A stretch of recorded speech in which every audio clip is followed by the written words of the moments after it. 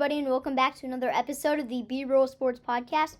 Today we're going to talk about the Super Bowl, which I wasn't a very big fan of because I'm a Kansas City Chiefs fan. But then I'm going to be talking about something that I was excited about, and that was the Kansas State KU basketball game. My team, personally, K-State, they played really well, and they got the win, which I'm really excited about. But first, before we get into that, we have a couple shout-outs to give. Our first shout-out goes to Tracy Lebo. She made this sticker on the back here, and I think it looks pretty good. And comment down in the comment section below what you think, or do you think it looks good? And then our next shout-out goes to Farmers Union Midwest Agency. They help pay for this logo right here, and I really appreciate their support and help making this possible. And now we have some sponsors to give. Our first sponsor is brought to you by 1516 Partners. 1516 Partners is investing today in the small business of tomorrow. Business owners seeking advice on growth, valuation, and future services. Contact 1516 Partners at 913-387-8961 or via email at jjackson@1516partners.com. My newest sponsor is brought to you by right here in Clay Center, Gurney Graphics. Get all your custom apparel at Gurney Graphics. They make custom t-shirts and are available for other custom needs as well. Text 785-447-0228 or email gurneygraphics66@gmail.com. Super Bowl LAX was a not very good Super Bowl. My personal favorite my personal favorite NFL team is the Kansas City Chiefs, and they ended up losing this game 40-22. The score was not as close as it was really. The Chiefs just picked up some extra touchdowns late in the fourth quarter, which, to be honest, if I were the Eagles, my defense would not be going full 110% hardest as you can. If I were a player, I'm not trying to be lazy or anything, but I wouldn't have that same mindset that it's a close game, we need to lock down defense, so that might lead up to some touchdowns.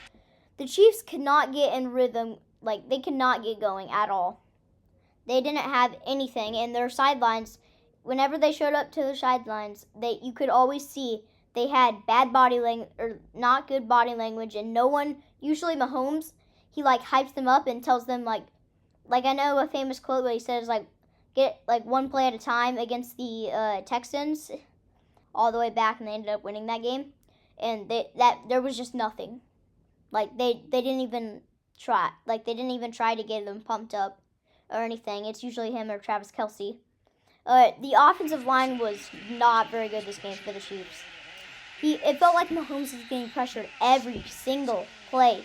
And sometimes I feel like he's just got to throw the ball away. I know your offensive line isn't doing a very good job, and that you're just not playing very good in general, but throw the ball away. Don't throw an interception and try to get that or get a sack. Just throw the ball away. The Eagles' defense had a great game. They were just toying with the Chiefs. It was the Chiefs could not even get a first down. Their defensive coordinator came out with a pretty good game plan and called right defense, and the Chiefs could just not do anything about it. It felt like the Chiefs were just going to, they were just not going to run the ball at all. And whenever they did, the Eagles would just stop them. Easy. And it almost looked like it was a JV team, high school team playing against a varsity high school team in football. And, it's just not that fair. The Chiefs defense had a good game stopping Saquon Barkley.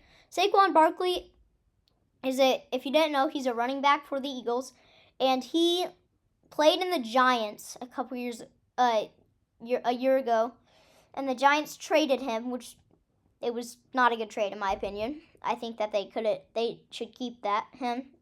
And he's been going off this season. And the Chiefs defense did a really good job protecting him from the running game, but defending the passing game was a struggle. Jalen Hurts went all out this game. He is like in big games. This is like the first time he's finally come up big for his team. I think that he's gonna become maybe become an MVP some point in the next few years, and I think their team could be the next. I know it's kind of early. But I'm thinking that maybe, just maybe, they could be the next dynasty. I mean, you never know. They've been playing great for the past like 3 or 4 seasons. They've been so good.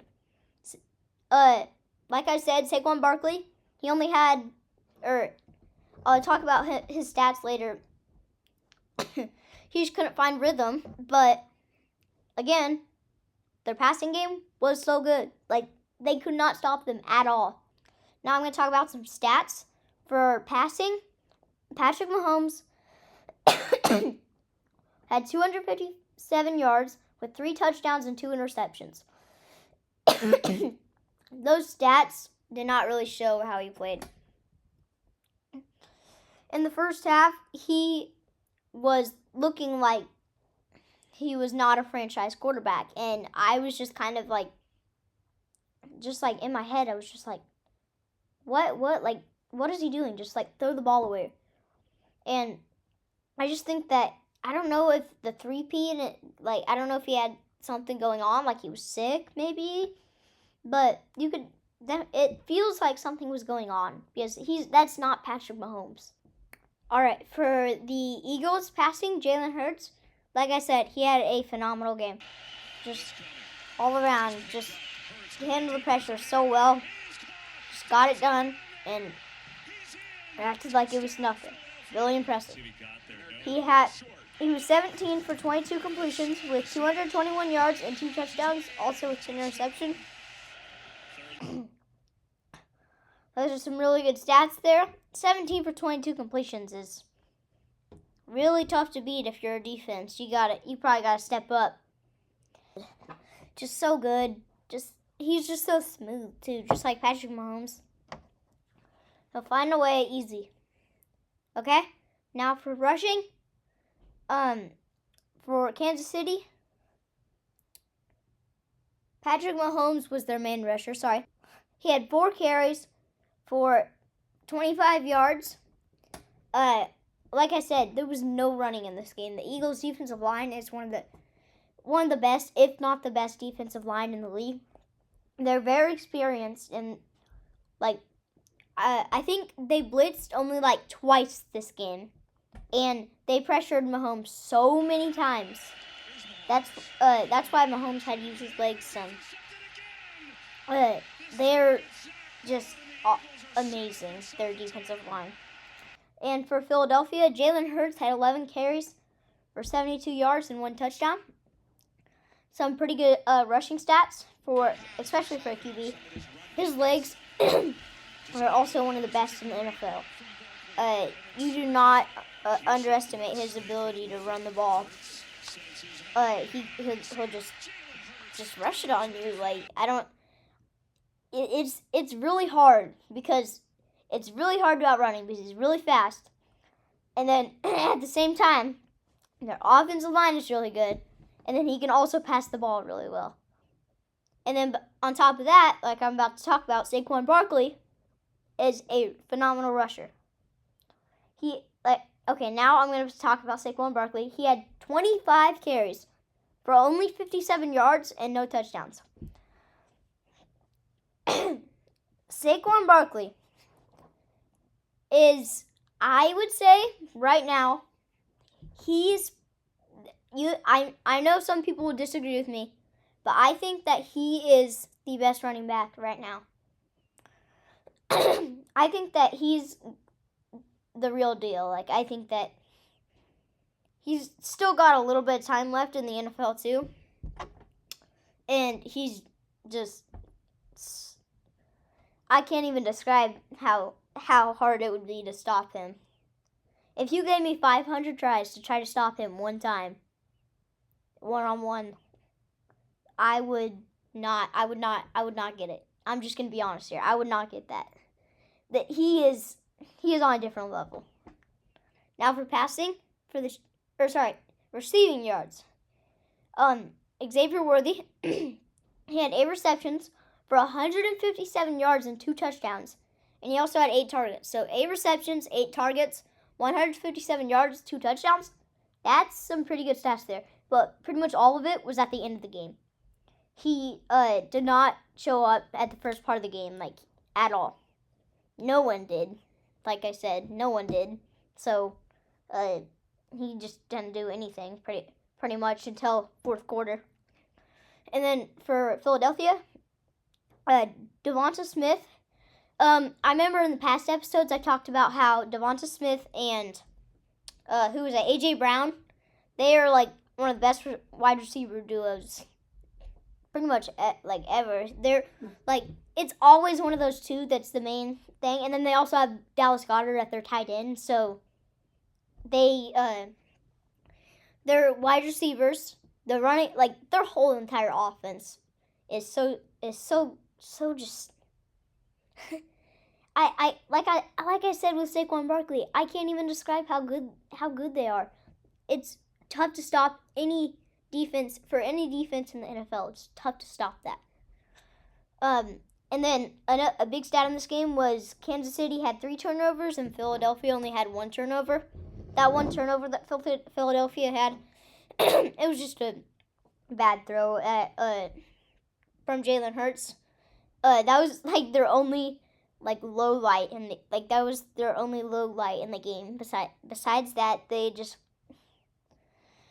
dominated the Chiefs. I know I've said dominated and phenomenal and so good to them a lot, but I'm gonna give, honestly, they really are.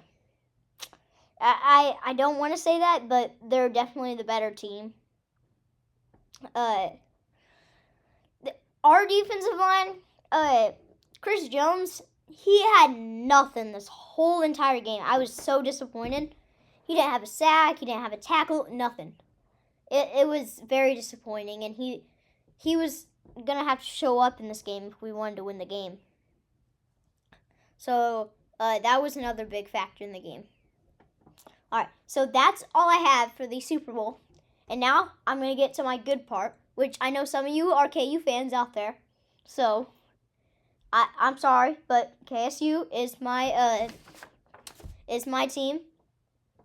I watch almost all their games, and I'm super big fan of all sports. And personally, while I'm watching this,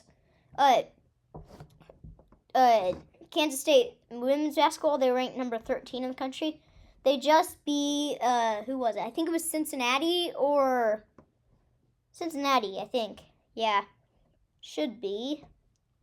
I might be wrong on that. But anyways, they beat them by a lot, like 40 or something. It was a really good game. So I'm talking about men's basketball, though, for this game. So the final score for this game is KU 73, K-State 81. KSU had an absolutely amazing game. They had an, I'm just going to say this, I'm sorry. They had a horrible first 10 games of the season. They didn't even play tough competition at all, and they lost 4 games. It was ridiculous. And I was just mad at this point. I think Coach Tang is a really good coach for the Kansas State Wildcats. I just think that this year, I think that he's finally getting them to click, but I think in the first part of the season, people thought that he picked the wrong players because no one was showing up. Doug McDaniel, I know, didn't even, I remember he didn't even start for 1 or 2 games. I can't remember why, but I know he didn't start. And then these past 6 games in Big 12 Conference, they've won all 6 of them. And I think 4 of them maybe have been all against ranked opponents. They have been just playing super well, and their starting five with Doug McDaniel, he's probably one of my favorite players. He's short, and I'm not going to be that tall. I think he reminds me of what I want to be like when I play basketball. He uses between the legs, like, all these moves, and sometimes he's not very smart with the ball, and I think that's one of the things he needs to work with. In KU, they cannot make any shots the whole entire game. No. Hunter Dickinson, is their, I think he's their center. He always plays well against Kansas State, but they just never come up. David Gasson for Kansas State, he's our big man. I know I've been saying people had really good games this podcast, but he deserves to say from me that he had a really good game. I'll talk about some stats for him later. He had a lot of points, which he usually doesn't have a lot of points. He's usually the defensive guy and the guy that gets rebounds, which he did get a lot of rebounds, but he also got a lot of points. So I was very impressed with his performance. Like I said, I'll talk about him later. Doug McDaniel, he was feeling himself as well this game. He had a nice move. It was like he hesitated, then went between the legs and shot it up high off the backboard, and he the defender was gone. It was fun to watch. He was pretty hyped up after that too. I feel like KSU always has small point guards. I mean, just think about it. This year, we have Doug McDaniel's 5'10", and then last year, we had Tyler Perry, which Tank said he was one of the best shooters he's ever seen, but I didn't see that total potential from Tyler Perry. I just kind of saw some flashes of that. He wasn't the most consistent guy I've ever seen. Some nights he'll have 30 and some nights he'll have 4. He's just not very consistent. And then the year before that, Marquise Noel, he was probably one of the greatest point guards at Kansas State. He was a special player, especially for his height. He was 5'8". He was really short. And I don't think most of the teams they played against, they didn't have a guy smaller than that. They usually, all college teams have guys 6 foot or above. And I think it's really an interesting decision by Coach Tang to get small point guards, but it hasn't been not working. So, I mean, I guess he sees something in small point guards. But Marquise Noel, I think he's in the G League, but I think he was in the G League a couple years ago when he first got drafted. But now I don't know if he's playing in the G League or not. It's been the first time since the 1980s that KSU has beat KU 3 times in a row at home.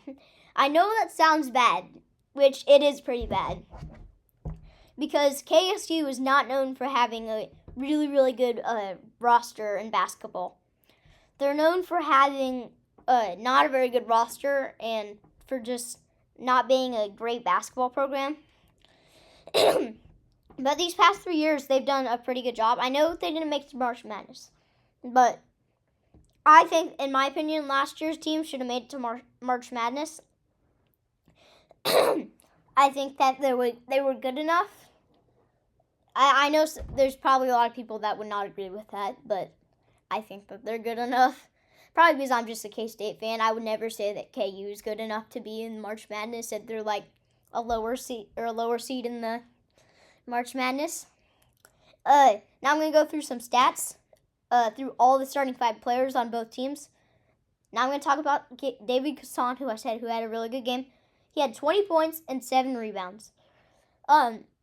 He normally doesn't have double-digit points, honestly. He's just the guy that plays really good defense, which he did this game, and then he also got a lot of points and a lot of rebounds. So he had, like I said, he played really well, and I think he's definitely deserving to be in top 5 or the starting team.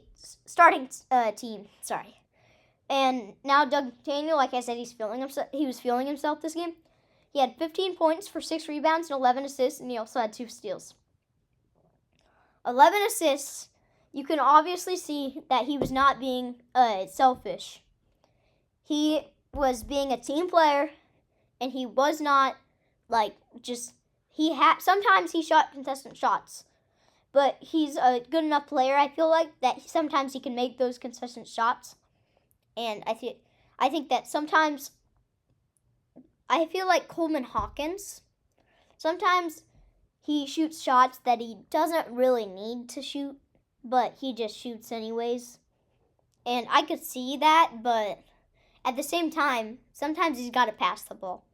Now I'm going to talk about Coleman Hawkins. He had 12 points, 5 rebounds, 8 assists, and 1 steal. This was probably one of his highest assisting games the whole entire season so far.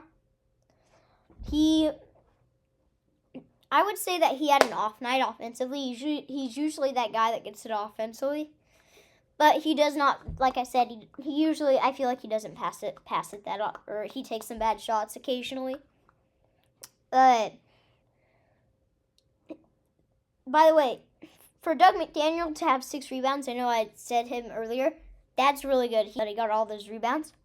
And Max Jones, the 4th starter I'm going to be talking about for Kansas State, he had 12 points for 4 rebounds, 2 assists, and a steal.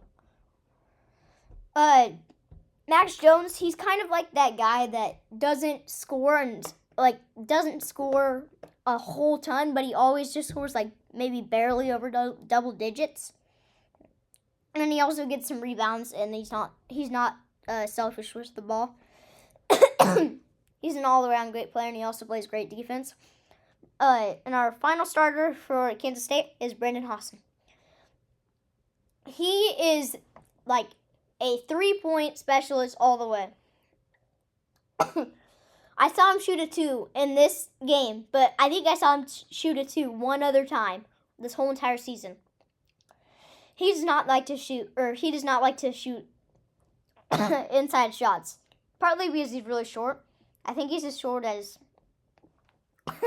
McDaniel. He shot a 2, like I said. He had 9 points, 5 rebounds, and 2 steals. 5 rebounds is pretty good. Usually the short guys for Kansas State never get rebounds, but for this game, they obviously did, which I'm really impressed. And now I'll go through the KU starting 5. KJ Adams, he had 13 points for 5 rebounds, 1 assist, and 1 steal. All of these starting 5 players are the real deal for Kansas. I feel like these past couple games, they haven't been clicking. But I think their team chemistry, if they had really good team chemistry, they could be one of the top teams in the country. I know I'm a K-State fan, but I honestly believe that they could be one of the top teams in the country. But they were, I think, 16 going into this game, and they dropped. So I don't know what they are right now. But honestly, it might not be ranked. I don't know. Probably be in the 20 to 25 ranked team in the country. Somewhere around there. Hunter Dickinson. I know a lot of people agree with this, and I do too. I think he's kind of a baby, honestly. Come on, you don't need to complain to the refs every single time. Is it really necessary? He's good, but he kind of has the refs as his teammates, basically. He argues a lot when he doesn't get his way, and I don't like it. He had 21 points with 9 assists and 4 9 rebounds and 4 assists. He always gets a lot of rebounds, 9 rebounds. It's average for him. And then DeJuan Harris, he's their point guard. He had Not a very good game. He got in foul trouble. I'll talk about him later. That was one of the key parts to getting Kansas State to win. He had 4 points for 2 rebounds, 6 assists, and 2 steals. That was not very good stats for him. Besides the assists, he struggled this whole entire game. And then their final starter, Rylan Griffin, he had only 3 points with 0 rebounds and 2 assists. He didn't really do anything this game. I think that he's a really, how do I say this? He's not, like, really good, but he's worthy of playing for KU. I think that we did a pretty good job locking him up this game. And now that I'm talking about this key, the key for KSU winning, K-State, DeJuan Harris, like I said, their star point guard, was only held to 4 points, and he had 3 fouls early in the first half. We got him in a foul trouble. He didn't score much, and it was really good job not letting him take off, because usually in close games, he's like the guy that takes off and ends up getting the win. All right, that's all I have for this episode. I'll have more episodes coming out every Wednesday, and I'll see you in the next one.